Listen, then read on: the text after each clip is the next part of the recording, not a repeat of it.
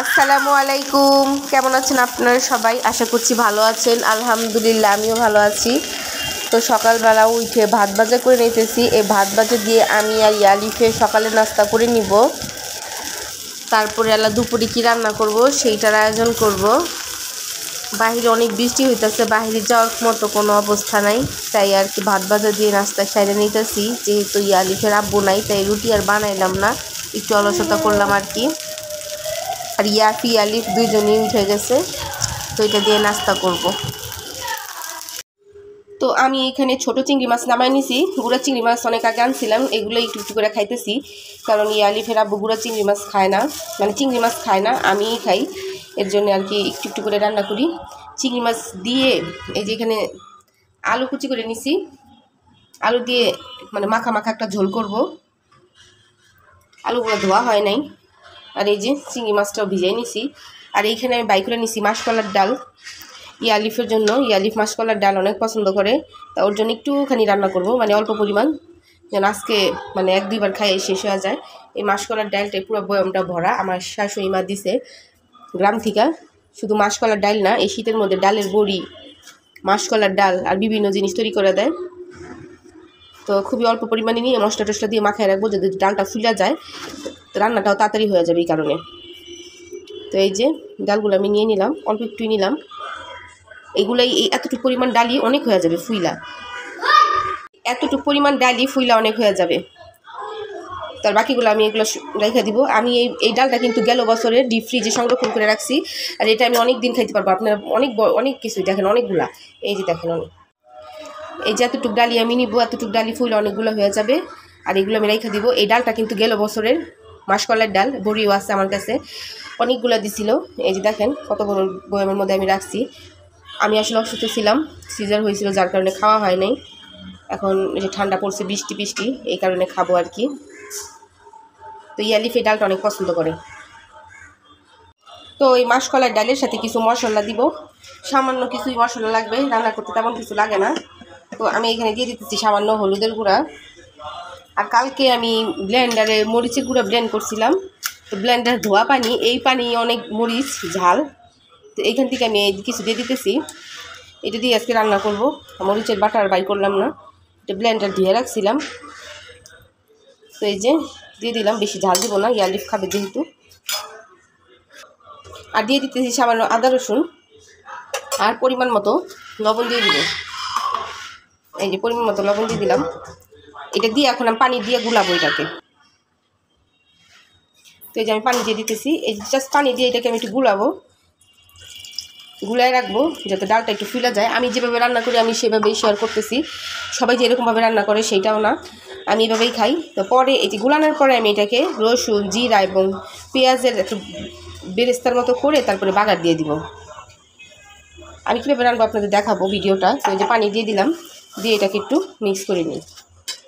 তো এর মধ্যে একটু ঝালের পরিমাণটা, লবণের পরিমাণটাও আমি চেক করে নিব। তো এটাকে দেওয়ার পরে 10 মিনিট রাখলেই ফুলে উঠবে জিনিসটা। এদিক দিয়ে ইয়াফিও কান্নাকাটি করতেছে, ডাকাডাকি করতেছে, তো দেখি ওর মনে হয় ক্ষুধা লাগছে। এই যে দেখেন ডালটা, এই যে কালারটা দেখতেছেন হলুদের উঠে আসছে, রান্নার পর আরও সুন্দর একটা কালার হবে। আমি এখন দিয়ে দিব তেলটা।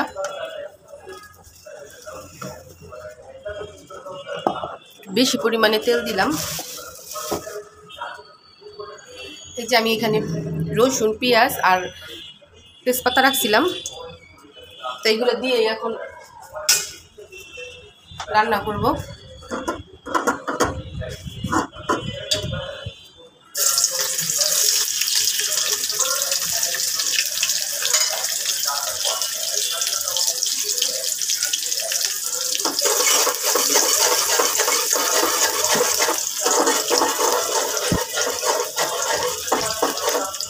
পুরোপুরি একেবারে ব্রাউন কালার করে ফেলবো। বাতাস আস্তে আস্তে জানলা দিয়ে প্রচুর পরিমাণে, কারণ বৃষ্টি হইতেছে কদিন ধরে, তুমুল হারি বৃষ্টি, মনে হইতেছে যে শীত ফালাই দিবে। হালকা ব্রাউন কালার যখন হয়ে আসবে নাড়াচাড়া দিয়ে নিই। এই যে দেখুন হালকা হালকা ব্রাউন কালার হয়ে আসতেছে। এই পর্যায়ে আমি দিয়ে দিব সামান্য জিরা, এগুলো আলাম গোটা জিরা দিয়ে দিচ্ছি পুরো আলাম। এই যে এই যে জিরাগুলা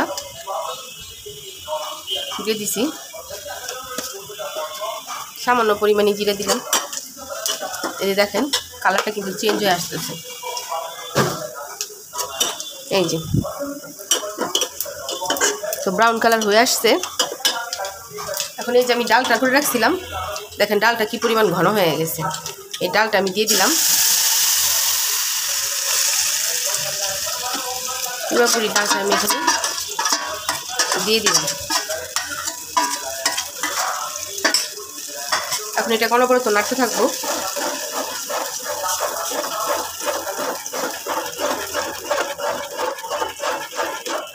আমি যেভাবে মাসকলাইয়ের ডাল রান্না করি সেটি আপনাদের মাঝে শেয়ার করতেছি। আপনারা কিভাবে করেন সেটা কমেন্ট বক্সে অবশ্যই জানাবেন। এখন এটাকে আমি কতক্ষণ ভাজবো।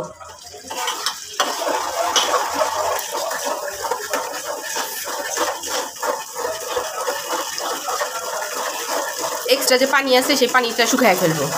আর দেখেন আস্তে আস্তে কিন্তু ফুলে উঠতেছে আর শক্ত হয়ে যাইতেছে। আমি আর নাড়তে আমার কষ্ট হইতেছে, হালুয়ার মতো হয়ে যাইতেছে। দেখছেন, এই দেখেন হালুয়ার মতো হয়ে গেছে, যে দেখেন হালুয়ার মতো হয়ে গেছে।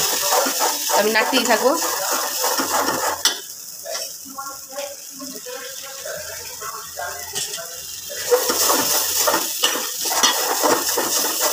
দেখেন নাড়তে নাড়তে একেবারে অনেক শক্ত হয়ে গেছে এই যে।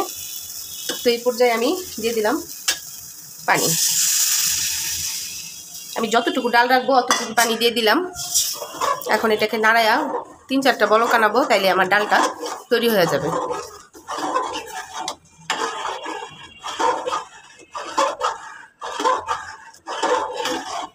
যেগুলো সব মিশে যাবে। তো 3-4 বার বলক আনার পরেও যখন ঠান্ডা হয়ে যাবে তখন এটা আরও ঘন হয়ে যাবে। এইভাবে মাসকলাইয়ের ডাল রান্না করলে অনেক মজা লাগে। আর এই মাসকলাইয়ের ডাল কিন্তু মেশিনে ভাঙা না, এটা কিন্তু আমার শাশুড়ি আম্মা ঢেঁকিতে ভাঙাইছে। তারা ঢেঁকিতে ভাঙা ছাড়া খায় না। আর এই মাসকলাইয়ের ডালটা যে আমি রান্না করতেছি, ঘরের মধ্যে এমন একটা সুন্দর স্মেল তৈরি হয়েছে আপনাদের বলে বুঝাইতে পারবো না। এখন এটাকে বলক আনবো, অল্প করে রান্না করতেছি। এই যে দেখেন এটাই আমাদের দুপুরে এবং রাতে হয়ে যাবে। এই যে দেখেন 2-3 বলক চলে আসছে। আমি কিন্তু অনবরত নাড়তেছিলাম, না নাড়লে এই যে দলা দলা থেকে যেত, দেখেন কোনো দলা নাই, সব মিশে গেছে। আর এটা যে এখন দেখতেছেন অনেক পাতলা, কিন্তু ঠান্ডা হওয়ার পর আরও ভারী হয়ে যাবে। তার 1-1.5 মিনিট খাই আমি এটাকে নামায় ফেলবো, হয়ে গেছে। আর পরে চিংড়ি মাছ, ছোটো গুঁড়ো চিংড়ি মাছ আলু দিয়ে একটু মাখা মাখা ঝোল করে ফেলবো আর ভাত রানবো। এটাই আজকের মেনু। ওইদিকে ইয়াফি কান্নাকাটি করতেছিল, তোরে গোসল করে ঘুম পাড়াই দিছি। এখন 11:15 বাজে। তো রান্না হয়ে গেলে থালা বাসন ধুয়ে তারপর ঘরটার মুছা সব কাজ করে ফেলবো, তারপর গোসল করে ফেলবো। কাপড় ধোয়া আছে কিছু। তো এইখানে আমার চিংড়ি মাছ, গুঁড়া চিংড়ি মাছ দিয়ে যে আলু গুঁড়া করার কথা ছিল সেইটা রান্না হয়ে গেছে। এই যে ঝোল দিয়ে দিছি, এটা হয়ে গেলে রান্না শেষ। প্রচুর পরিমাণে বৃষ্টি হইতেছে। আর এই যে চাল নিছি, রাইস কুকারে ভাতটা বসাই দিব।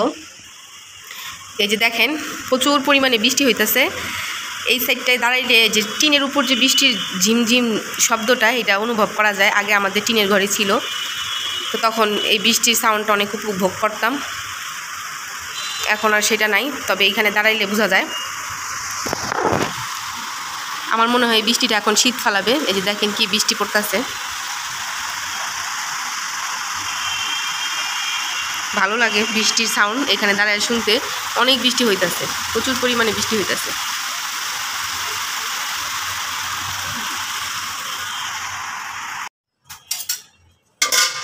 তো এখন বিকাল 5টা বাজে। ইয়ালি বলতেছে পপকর্ন খাবে, তাহলে একটু পপকর্ন ভাইজা দিই আর কি। তেলটা অনেক গরম হয়ে গেছে, যে কোনো সময় পপকর্ন ফুটা শুরু করে দিব। সরো সরো সরো, বাইরে দিই।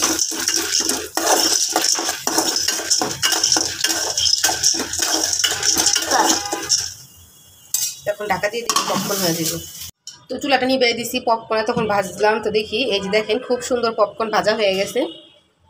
এত সুন্দর স্মেল বেরিয়েছে, পুরো ঘরে স্মেলে ভরে গেছে। তো এখন ইয়ালিপকে দিই, পপকর্ন বাটির মধ্যে ঢেলে দিই।